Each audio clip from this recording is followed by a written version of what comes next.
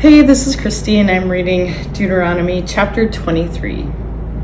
No man whose testicles are crushed or whose penis is cut off can belong to the Lord's assembly.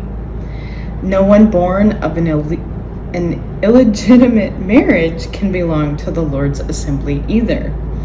Not even the 10th generation of such children can belong to the Lord's assembly. Ammonites and Moabites cannot belong to the Lord's assembly.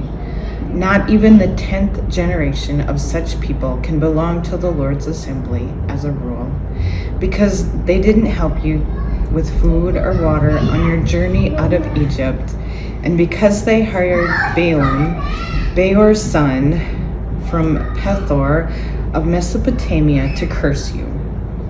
But the Lord your God wasn't interested in listening to Balaam. The Lord your God turned that curse into a blessing because the Lord your God loves you. So don't be concerned with their health and well-being as long as you live. Don't detest Edomites because they are your relatives. Don't detest Egyptians because you were immigrants in their land. Children born to them are permitted to belong to the Lord's assembly, starting with the 3rd generation. When you are camped in battle against your enemies, guard yourself from every possible evil. If an individual in the camp becomes polluted due to a nighttime emission, he must exit the camp area and not re-enter. When the next evening arrives, he must wash with water, and when the sun sets, he could come back to the camp. The latrines must be outside the camp. You will use them there outside the camp. Carry a shovel with the rest of your gear. Once you have relieved yourself, use it to dig a hole, then refill it, covering your excrement. Do these things because the Lord your God travels with you, right in the middle of your camp, ready to save you and to hand your enemies over to you. For this reason, your camp must be holy.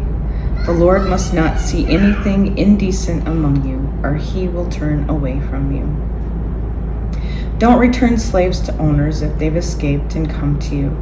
They can stay with you in your own community or in any place they select from one of your cities, whatever seems good to them. Don't oppress them. No Israelite daughter is allowed to be a consecrated worker.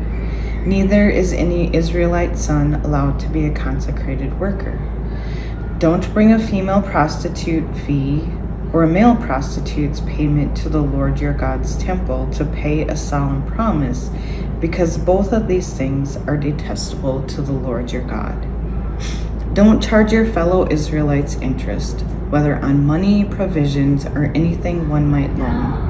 You can charge foreigners interest, but not your fellow Israelites. Do this so that the Lord your God blesses you in all your work on the land you are entering to possess. When you make a promise to the Lord your God, don't put off making good on it, because the Lord your God will certainly be expecting it from you. Delay would make you guilty. Now, if you simply don't make any promises, you won't be guilty of anything. But whatever you say, you should be sure to make good on, exactly according to the promise you freely made to the Lord your God, because you promised it with your own mouth. If you go into your neighbor's vineyard, you can eat as many grapes as you like, until full, but don't carry away any in a basket. If you go to your neighbor's grain field, you can pluck ears by hand, but you aren't allowed to cut off any of your neighbor's grain with a sickle.